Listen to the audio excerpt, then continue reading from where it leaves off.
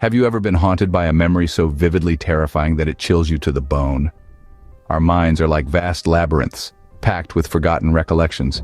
As we move through life, we collect experiences, storing them away like precious trinkets. Some are joyful, others are painful, but all are integral to the story of our existence. As a child, my life was a canvas of vibrant colors, a blend of laughter and tears, of love and loss. The camera lens immortalized these moments, capturing the raw essence of my youth. But pictures I've found are like double-edged swords. They preserve our memories, yet they also act as placeholders, like the one of me curled up inside a box after crying myself to sleep. That memory is faint, blurred around the edges, like a dream that's just out of reach. But there is one memory from when I turned 10, a birthday celebration that took a sinister turn. That summer, my mother arranged for a clown named Pops to entertain at my birthday party. Pops was an odd character, his appearance both comical and unnerving. A red shirt clung to his lanky frame, contrasted by poofy pants of red and white stripes. His shoes were an unusual combination of blue and red, too large even for his gangly stature. His face, painted stark white, was the canvas for sunken gray eyes, hollow cheeks, and a smile that sent chills down your spine rather than laughter. His fingernails were disturbing, long, dirty, and crusty. Pops performed his tricks with an eerie lack of joy. His eyes, devoid of warmth, scanned each child with an unsettling intensity. He juggled, danced, and made balloon animals, but his performance was devoid of the usual joviality associated with clowns. His laughter was hollow, his movements mechanical. His fixation on Jenny, the neighborhood sweetheart, was particularly noticeable. Jenny, with her golden hair and sapphire eyes, was the apple of everyone's eye. But Pops's attention towards her was far from benign. He pointed at her at the end of his act, grunted about the tough crowd, and left abruptly. As the day turned into evening, a sense of unease filled the air. Jenny, who was supposed to be home by dusk, was nowhere to be found.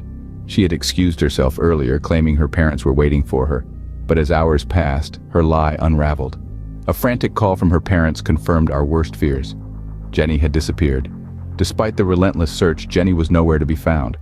The once cheery neighborhood was now shrouded in a sinister silence. The laughter and joy of the birthday party were replaced by fear and uncertainty. As we went to bed that night, the image of Pops, with his menacing eyes and twisted smile, haunted our dreams.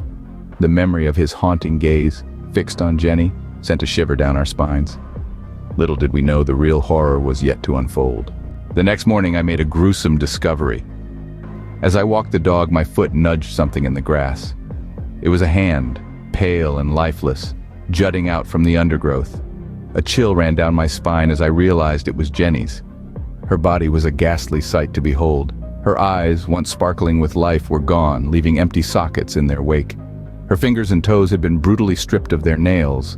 Her skull, crushed in an unspeakable manner.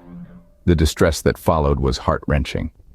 Parents wept, their cries echoing through the once peaceful neighborhood.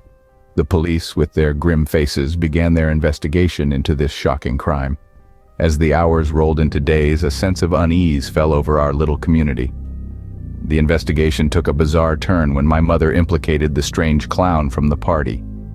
This was not just a murder, it was a chilling mystery that would haunt us for years to come. The man who resembled Pops, we learned, had died 50 years ago while performing for a family who lived in our house before us. This haunting revelation sent a chill down our spines as we grappled with the reality of the uncanny resemblance. The clown, the terror, the death, all seemed to echo from a past we never knew existed. The police, baffled by the striking similarity, delved into the history of the house and the chilling account of Pops's death. The family who had lived here before us had also experienced a similar tragedy. The clown, who had been entertaining at a party, had died under mysterious circumstances, and a child had gone missing the same night. This eerie coincidence, this terrifying repetition, seemed to be a chilling echo from the past.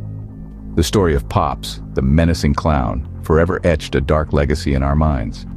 Our childhood memories were now haunted by this unsettling figure. We were left grappling with a chilling mystery that transcended time.